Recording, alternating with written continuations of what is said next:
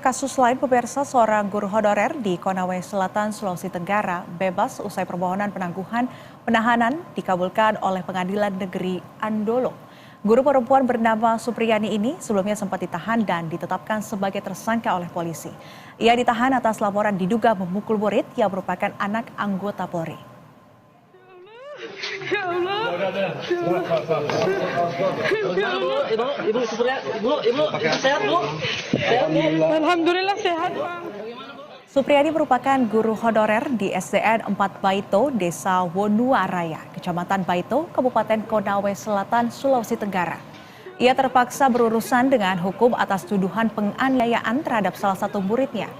Ia dituding menganiaya muridnya yang masih duduk di bangku kelas 1 SD pada bulan April 2024 lalu. Siswa tersebut diketahui merupakan anak dari anggota kepolisian.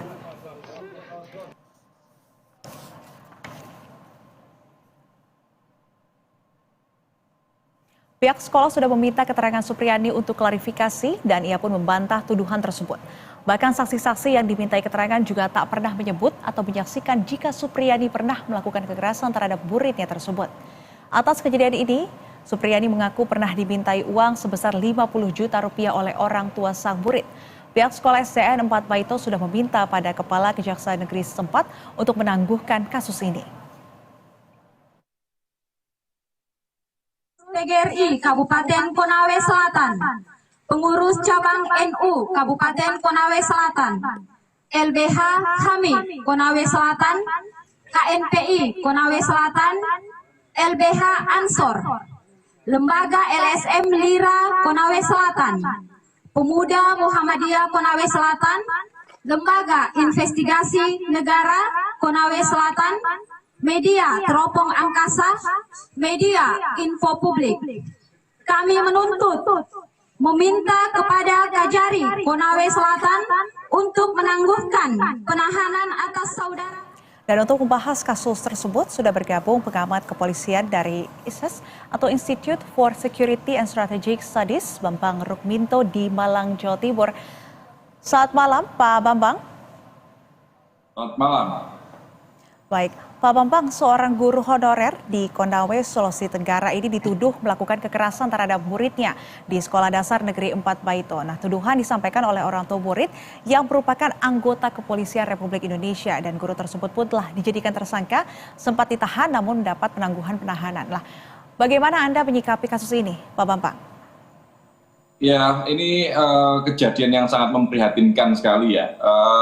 Beberapa bulan terakhir ini kita disibukkan dengan kasus Bina Cirebon yang mirip dengan kasus ini ketika seorang anak seorang anggota kepolisian yang kemudian diduga dianiaya oleh gurunya. Kemudian gurunya ditersangkakan dan dilaporkan dan kemudian ditersangkakan. Satu sisi ini adalah problem yang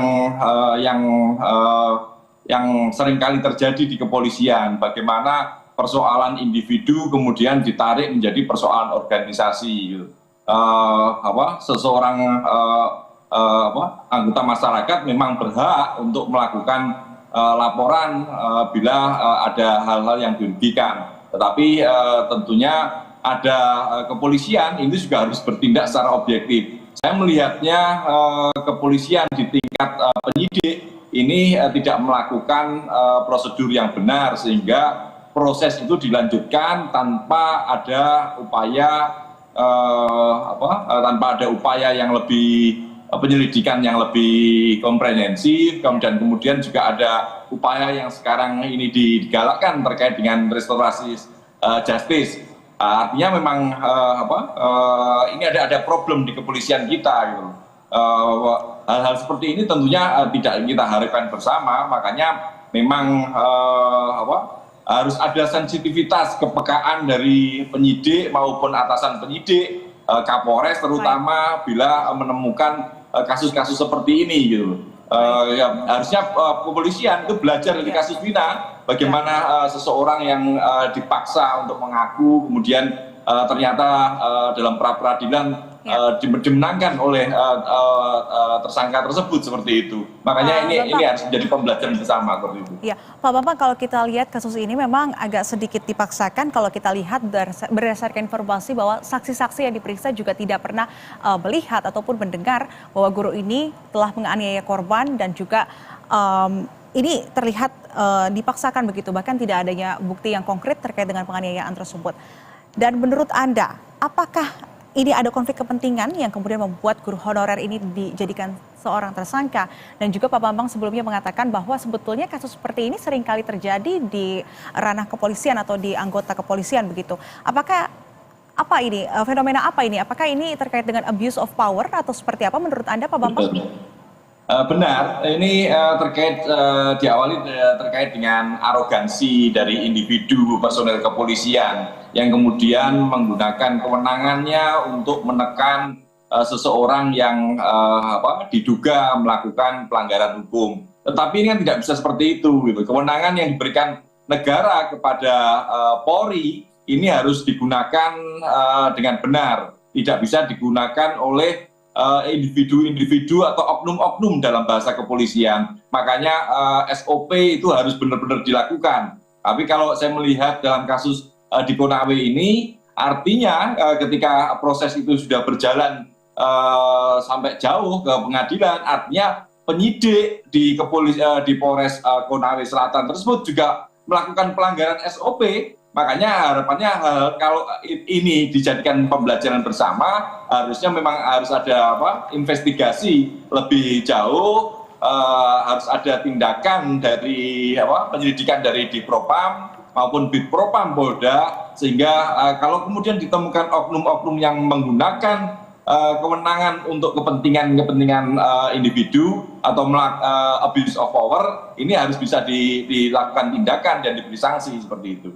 Baik, artinya dibuka kemungkinan jika justru pihak terlapor ini kembali melaporkan tindakan yang dilakukan oleh orang tua korban begitu Pak, terkait dengan dugaan abuse of power tersebut. Dan Pak Bambang, hari ini penahanan Supriyani telah ditangguhkan. Lantas langkah-langkah apa sekiranya yang dapat dilakukan oleh Supriyani ini untuk membuktikan dirinya tidak bersalah dalam kasus ini, Pak Bambang? Kuasa hukum dari guru honorer Ibu Supriyani ini bisa melaporkan oknum tersebut kepada Bitpropam Polda atau Dipropam Mabes Polri, sehingga ada upaya yang lebih clear dan lebih bisa dipertanggungjawabkan apakah proses yang sudah dilakukan oleh Polres tersebut sudah berjalan dengan benar atau tidak. Kalau kemudian tidak benar, harus ada sanksi bagi mereka. Gitu. Ini untuk pembelajaran bersama agar ke depan tidak terulang lagi dan tidak muncul guru seperti Ibu Supriyani lain seperti itu. Baik, ini perlu menjadi perhatian bersama ya Pak, di mana pihak kepolisian atau oknum kepolisian seringkali menggunakan kekuasaannya sewenang-wenang begitu ya Pak Bambang. Dan juga pentingnya perbaikan sistem pendidikan dan pentingnya juga peran orang tua dalam mendidik anak. Terima kasih Pak Bambang Rukminto, pengamat kepolisian dari ISAS atau Institute for Security and Strategic Studies sudah bergabung di Berita Satu Malam. Selamat malam dan salam sehat.